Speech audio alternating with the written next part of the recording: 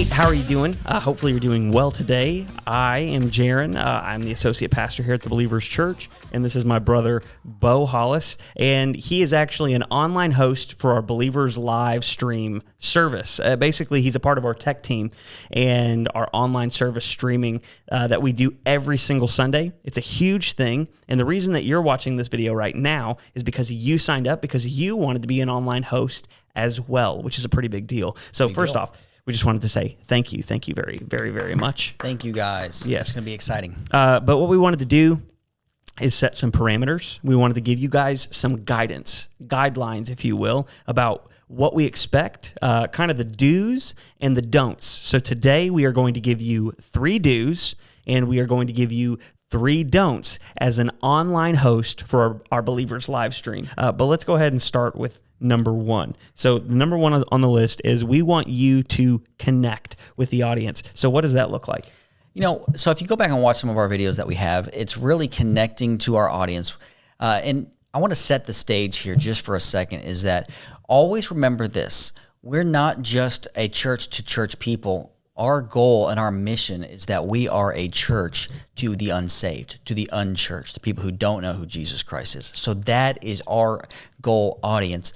And so when we say everything here, know that we're reaching for that unsaved, unchurched person.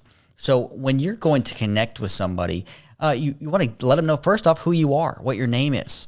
You know, I always try to start off with my name. You're going to connect to them and try to just talk to them about what's going on and just let them know how excited you are and be happy. Just put a smile on your face. That's one of the biggest things that I can say is connecting, is doing that. Yeah, we want you to encourage each and every person that's watching online. You never know who needs to be encouraged. You're the first face they see. We want that face to be an encouraging face, an uplifting face, an uplifting voice. Yep. And this is something that I want you to keep in the back of your head.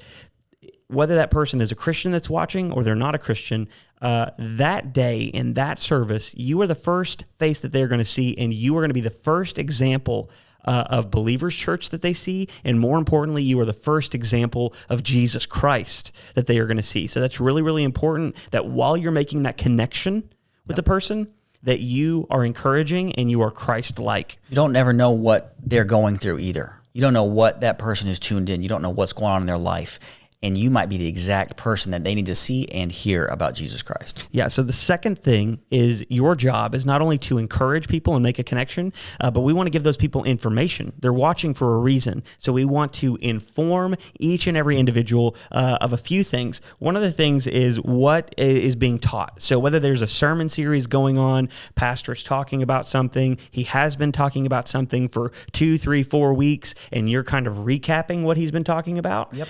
Or something brand new is happening and we're excited about it and we want to inform on that level. The next thing is what's going on in the body. Yeah, events. It could be a Christmas program. It could be a trunk or treat, or it could be an Easter around the corner. We want to make sure that we have our dates and times and all those different things down on a piece of paper, which we will definitely be giving you in advance so that you can prep.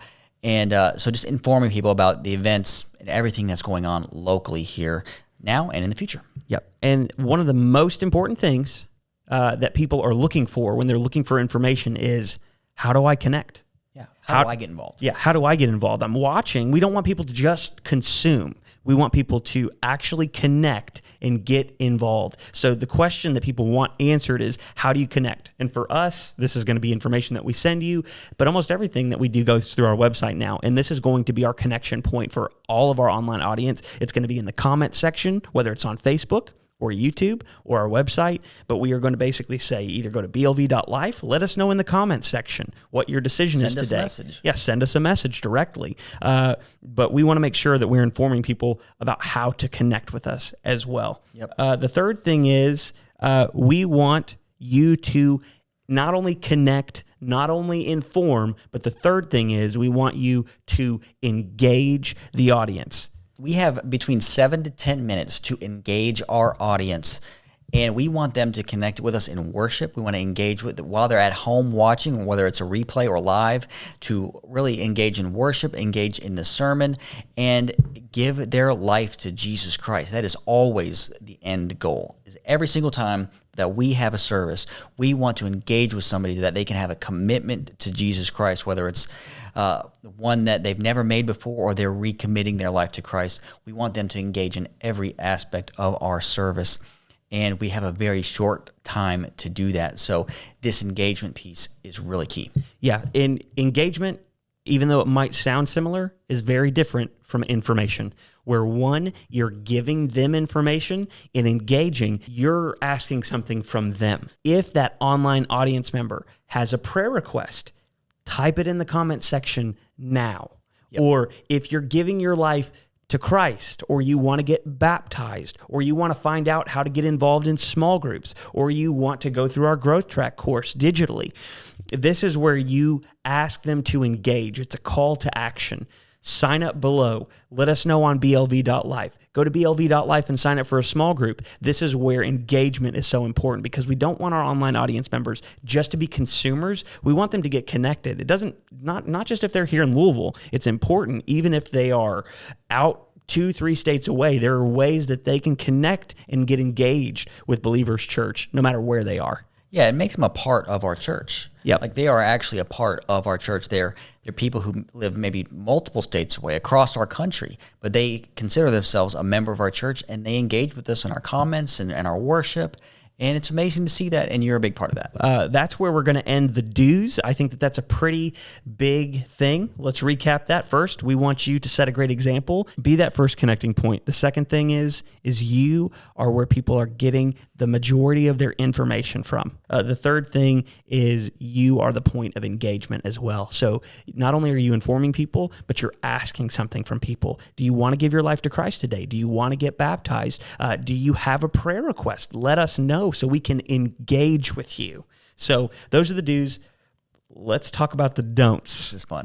The don'ts. Let's get right into that. You know, we're out there in front of a lot of people all the time, and these are some things that we thought was really important to talk about. And so we're going to jump right into this list. So number one, don't use Christianese. Yes, don't do that. What does that mean?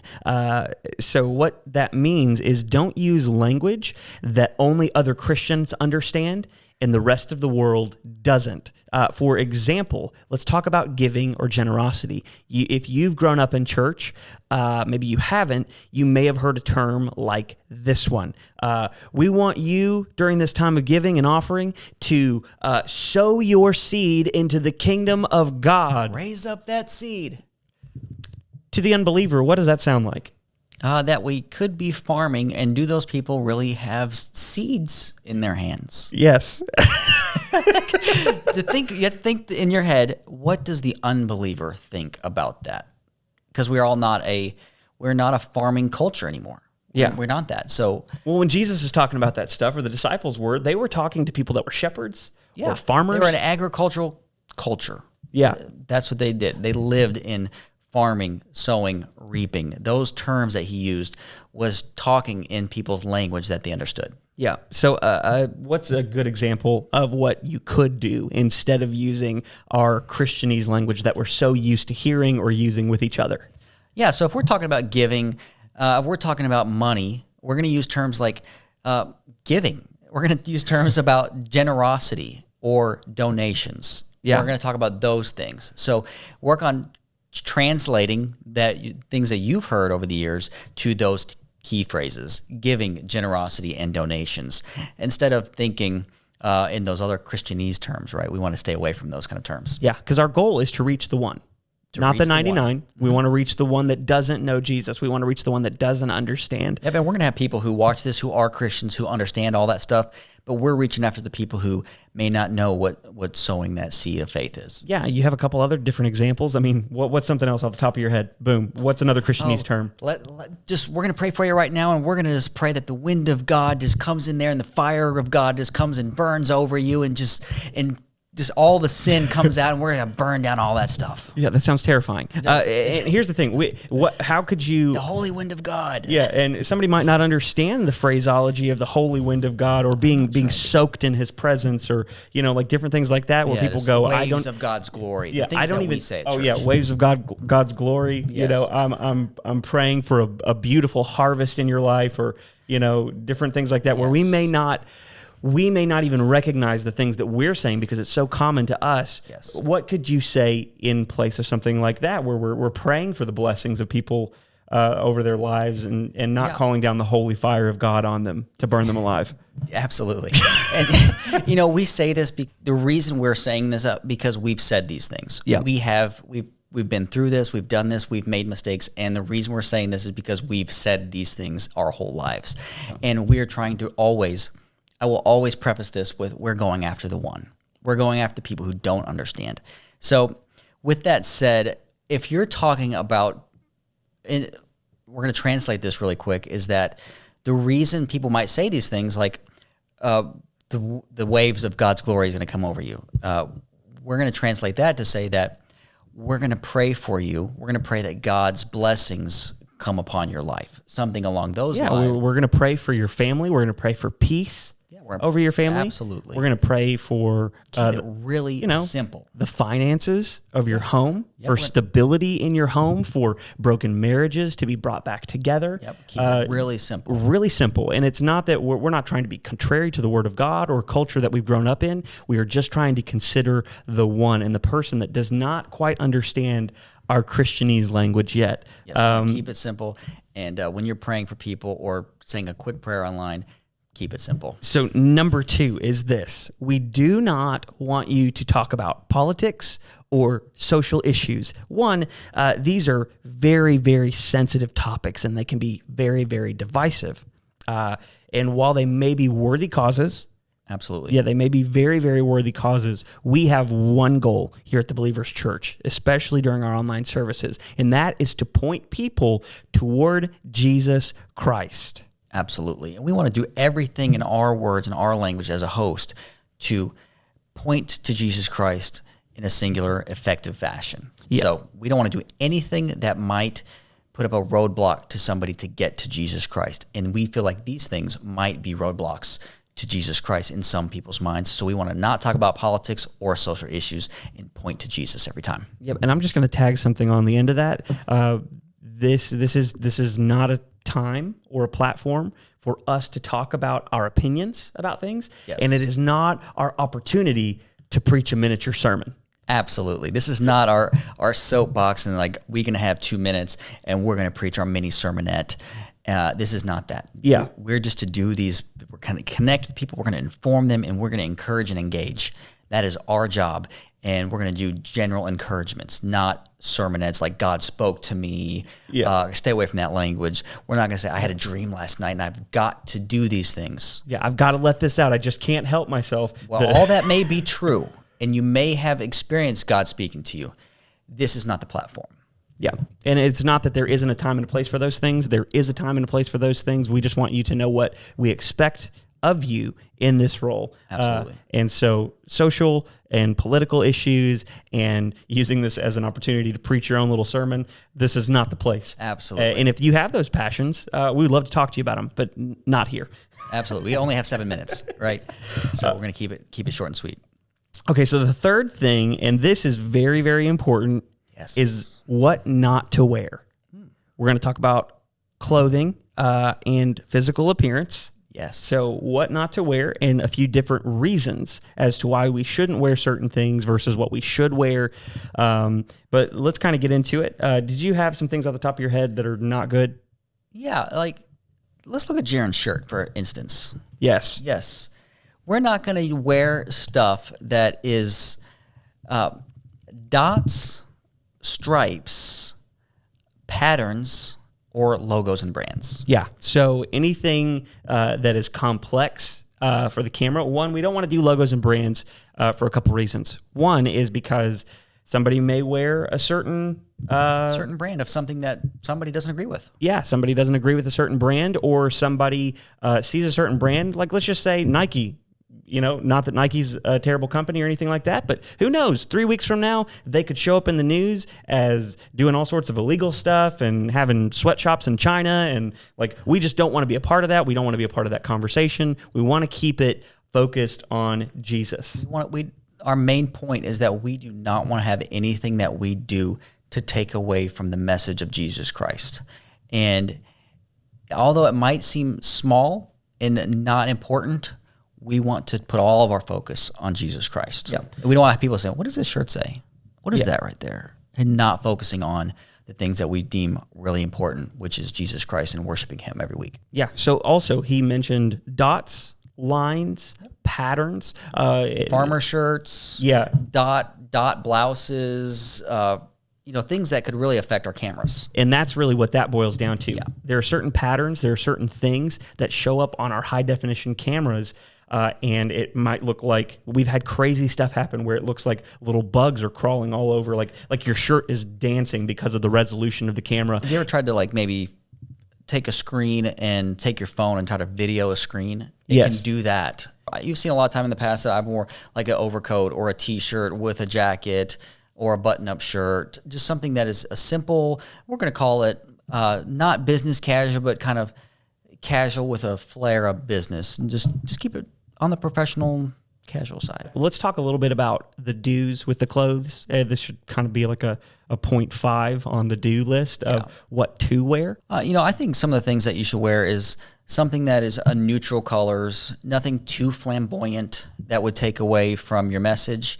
And we're always going to bring that right back there. Your message is the most important thing, not the things that you wear. That's always the most important thing. The things that you say, not how you look, so to speak, as far as your clothes. But neutral stuff like a solid color shirt, solid color things that you might wear, and just keep it simple and keep it middle of the road for this one reason, is that we don't want to be, not saying that you can't wear, if it's Easter Sunday and your wife or your husband wants you to wear a nice outfit, we don't want to say you can't. Yeah. We want to say that's not our main goal, because there's going to be people watching this that they may be sitting there and they don't have anything close to as nice. And this is the heart of the reason why we are making these decisions.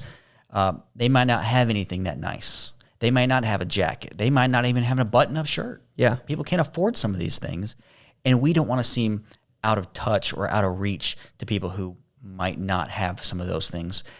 We want to be inclusive to all of those people. We think that you should land somewhere in the realm of casual to relaxed professional. And we're not going to be super hardcore about this, but we will say this, is that if you happen to forget, because we all do forget, we've got an amazing team of people who will help us remember these things. And if you happen to forget, we're going to have an awesome Dream Team shirt for people to put on if they happen to forget, and support the Dream Team. So our Dream Team will help you support the Dream Team. I wanted to share a really quick short story. There's a pastor, his name is Craig Groeschel, and one time he was preaching out at a church, and he was actually in the front lobby, and he watched as one of the members of the church, everybody in the church was decked to the nines. Everybody had shirts, suit, tie, dresses. They were just dressed out to the nines for the Lord. Yep. And there was a young woman that came in. She had actually registered to come to the church, and they were so pumped and so excited that this young woman, she had actually registered to come to their service. And they came up to him and they were like, "Craig, somebody's registered. We cannot believe it. They heard that you were going to be here, and they registered." And the young woman walks into the door, and she looks like she just was dressed in casual clothes, walking in off the street like she would be any other day of the week. And one of the ushers walked up to her and said, "Is that the best you can do for God? Is that the best you can do for God?" Unbelievable. This is a child of God, and I think that God doesn't necessarily care what his children are wearing as long as they're coming to him. Absolutely. As long as they're decent, as long as they're not causing someone else to fall. So we want to make sure that we appear approachable. And we want people to know that we're approachable people as a church, and we want people to know that God is approachable as well. So we want to do that with our clothing. Yep. We want you to look cool and be awesome, but imagine like you're in a pendulum. We don't want to be one way or extremes on either side. Just try to fall somewhere in the middle on clothing. And that's pretty much it. So real quickly, we're going to hit this bullet point list one more time. The do's is what we expect you to do. We want you to be a bright, encouraging, happy face that is the first connection point for somebody in Believers Church, because most people are coming to Believers Church now because they watch our online services first. The second thing is we want you to inform people about questions that they might have. What's the sermon series? What are you teaching about? What's going on in the community? How can I get involved? And then the third thing is we want you to engage. What does engagement look like? We want you guys to call action, meaning that a call to action is, hey guys, when you're like we're doing this right now, We want you guys to send us a message. We want you guys to connect with us. We want you guys to go to blv.life and fill out a form, connect with us, or go to our growth track, or go join a small group. It's something that we're asking them to do to engage with us to further their life of faith and their steps toward Jesus Christ. So that is engagement. We want them to engage and do something with us to become a part of our body, know Christ more. And the 3 don'ts. First one, don't use Christianese. Try to resist the urge to use language that other Christians don't understand. We can lead other people to Christ through plain, common language, and they will be informed and less confused. The second thing is no politics or social issues that might be at hand. We want to steer clear of that because our number one goal is to lead people to Christ. And if we start talking about Democrats or Republicans, or did you see what that Person NBA said. star or that NFL star said or did? Like, people have differing opinions about all of these things, and our goal is not to draw attention to those things and divide people. Our goal is to bring people together and lead them to Christ. And then number 3 is clothes and the way that you look. We ask that you don't roll out of bed on a Sunday morning without your hair fixed. You look like you slept in your clothes, and you get here and you look like that. We want you to be presenting yourself in a very professional manner, because you are the very first thing that people see. And we think it's really important that you present yourself with excellence. So thank you guys for spending nearly the last half hour with us. I know that this is a little bit of time, but hopefully this is something that you listen to, watch in your free time so that you can better prepare yourself for the role of online host here at the Believers Church. It's an extremely important role. You are the first connecting point. You are the person answering all the questions, and you are the person that is making an imprint and setting an example, and you're calling people to action in their faith. Absolutely. It's really important. And take time every single week to pray for the people who are watching these videos. Pray for the people who are watching our live stream. And we want to ask that every single week that you take it serious and that you pray, because your prayers are going to be heard. And this is really important. And this team is growing, and God is going to bring people in because of the work that you do. And it's really important. So we really thank you guys for taking time out of your day to make sure that you are the best that you can be. And we're excited to have you guys join the team, because this is actually a ton of fun. Yep, it's going to be awesome. We love you guys. Thank you so much for volunteering your time. It means the world to us. There are going to be more of these to come to better equip you to do your job. But I'll leave it there. We love you guys. We'll see you soon. See you guys.